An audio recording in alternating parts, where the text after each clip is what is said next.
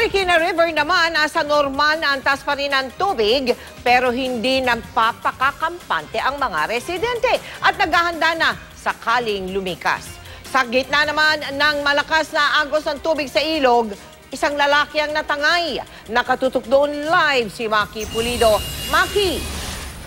Alam mo, Mel, malakas ang agos ng tubig sa Marikina River dahil bukas ang Manggahan Floodway.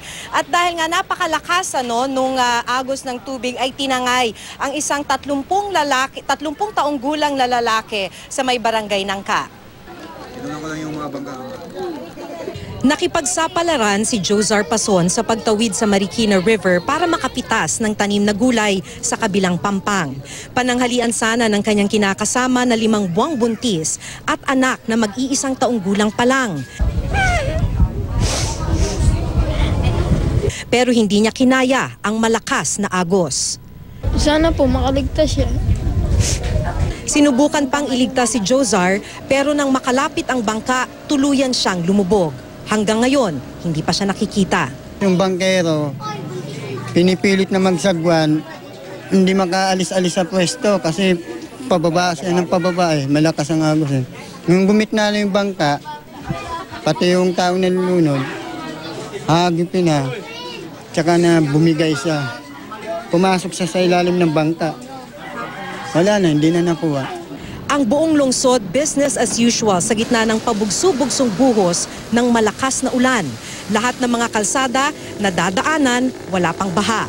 Malayo pa sa critical level na 17 meters ang Marikina River, pero nakahanda na ang mga residenteng nakatira sa gilid ng ilog. Tulad ni Aling Felicidad, handa na ang mga bibit-biting gamit at pagkain sakaling kailangang lumikas. Ang pinoproblema na lang niya ang mga alagang bagong silang na tuta. Yan nga pong iniisip ko, saan ko ilalagay yan kung bumaha, tumaas ang tubig Sa kanila kayo nag-aalala? Yun po. Walang tigil ang ikot ng Marikina Rescue Team kahit normal pa ang level ng Marikina River, lalo na sa mga barangay Nangka, Tumana at Malanday na unang maaapektuhan sakaling umapaw ang Marikina River.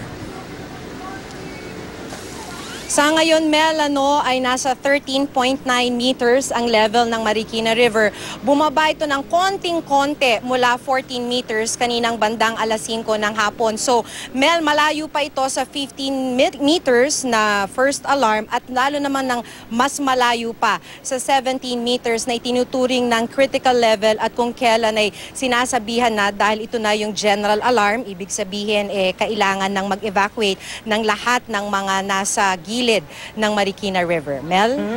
Sana nakahanap na ng paglalagyan ng tuta. Yung mga tuta nung matanda.